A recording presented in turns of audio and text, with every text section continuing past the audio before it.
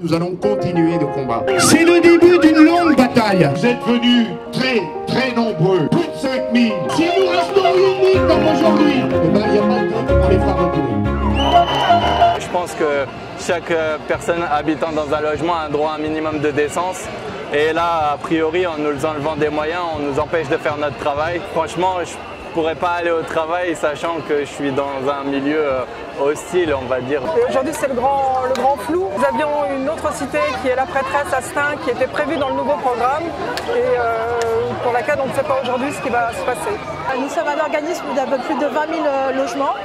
Et si effectivement la loi de finances est appliquée pour les OPH, concrètement pour Valoise Habitat, ça représente une baisse nette à partir de l'année prochaine de 5 millions d'euros. Si demain les mesures mises en place par le gouvernement trouvent à s'appliquer, ça veut dire qu'il y aura moins de logements nouveaux construits à Clamart, moins de logements rénovés à Clamart, et donc au final, ce sont les locataires et les citoyens dans leur ensemble qui vont payer le prix de cette politique absurde. Le premier impact de ce projet de loi, c'est 10 millions de pertes par an pour nous, donc 30 millions sur 3 ans. D'une certaine manière, c'est autant d'argent qui n'est pas investi dans le développement du patrimoine, dans la rénovation du patrimoine qu'on porte. C'est un projet qui est assez important pour Haute-Seine Habitat.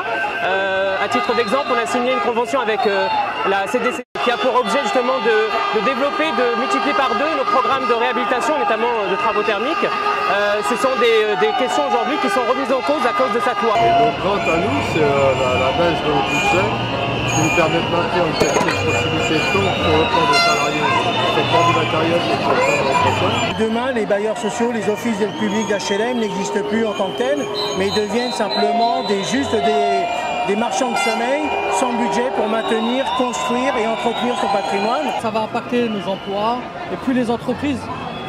Parce que les entreprises derrière, on les finance nous aussi. C'est une chaîne, voilà, tout va être mis à mal. On est là pour dire non au gouvernement parce qu'il n'est pas conscient de ce qu'il est en train de faire.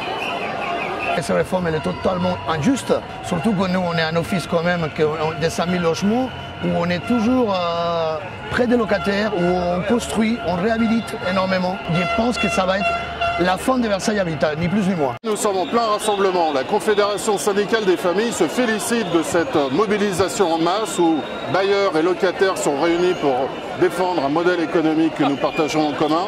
Aujourd'hui, l'unité impose de sauver les trésoreries des bailleurs afin de conserver les qualités de service et les entretiens au plus long terme. Et demain, la CSF espérera avoir la même mobilisation dans les rues pour sauver le pouvoir d'achat des locataires par la baisse des loyers. Pour une société comme IDF Habitat, c'est 4,2 millions en moins, c'est 100 logements non réhabilités et c'est 50 logements neufs non bâtis. Si on baisse l'APL, ça va être encore des situations difficiles, délicates. 2,5 millions d'euros en moins dès 2018 et ça correspond grosso modo à un tiers de la masse salariale. Ça annihile complètement notre capacité à pouvoir rénover le patrimoine et à construire. Aubervilliers, 8000 demandeurs de logement.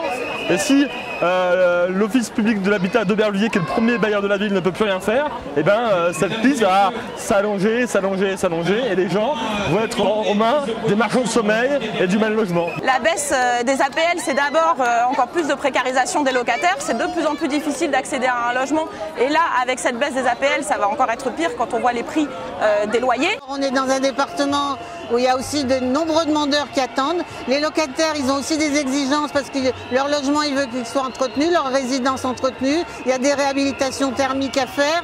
Enfin, plein de choses qui sont liées à la fois à la vie courante, au confort, au quotidien et en même temps à la situation financière de chacun des familles, quoi.